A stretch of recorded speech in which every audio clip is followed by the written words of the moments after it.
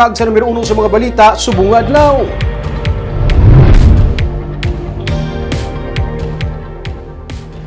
Tatlo ka mga negrense nga seaman nga nagaligar nga ginamaltrato sa ilang ginobrahan nga fishing vessel sa luwas ang tigayo na nakapauli sa Negros ang kahapon. May report si Nico Delfin. Good evening po, Congressman Alvi. Ining nag-viral nga video sang anom ka mga Pinoy seaman nga nagpangayo sang bulig para lang makapauli sa pungsod. Tatlo sa ila mga negrense nga nag-abandon ship agud lang makaluwas sa ginakabig nila mala impyerno nga kahimtangan sa sulod sang ginaobrahan nga Chinese fishing vessel sa pungsod Fiji.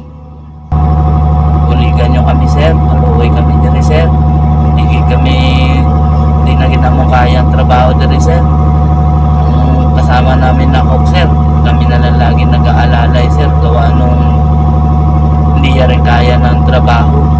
Ginpalabot sa Bacolod City Mayoralty candidate Albi Benitez kag 3rd District Congressman Francisco Benitez ang problema sa mga seaman. Gani sa bulig man sa mag-utod nga Benitez upod sa OWA na tigayon nga nakapauli kahapon Sanday Edwin Ursula kag Richard Amar sang Bacolod City kag Nick Avelino sang Banwa sang Murcia. Istorya nila, nagpasimpalad sila nga magtrabaho sa luwas kag nag-apply bilang mga mananagat sa Britmark Shipping Services Incorporated agud kuntani makabulig sa ila pamilya.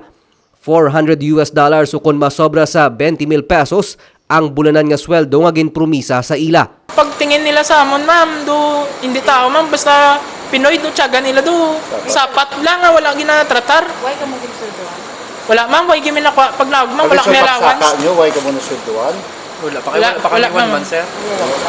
Mas i-priority nila ang brother, ang isang tao. Marso 28 sa nagalin sila sa pungsod pakadto sa Fiji. Wala sila maglaom nga sa pagsugod nila sakay sa Chinese fishing vessel para mangisda maagyan nila ang tuman nga kakapoy sa sulod sang 22 oras nga obra kada adlaw. Si Edwin Ursula nagsiling nga nagasululukan na siya sang dugo sa kakapoy kag daw haloson na sila nga makapahuway kag makakaon sa sulod sang barko. Kasing pala dyan lang kami, sir. Tungod nga wala Naman, sir, wala kami backer, sir.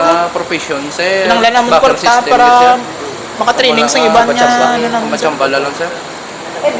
Sang Abril 9, nagdesisyon na sila nga mag-abandon ship sang magdungkang fishing vessel sa Suva Port para magpakaayos ang naguba nga makina. Sa ila pagpauli, tuman ang pagpasalamat sa mga seaman sa mag-utod nga Benitez kag sa katapo sang OWA. Wala kami nilaging pabayaan. Kag madamo gid nga salamat.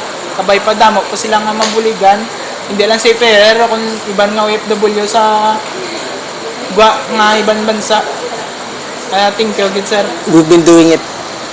I've been doing it for as long as I've been sitting, and I know my brother has been doing it even beforehand, even longer. And in fact, not just for 3rd District residents, but any Negrense who asks for help.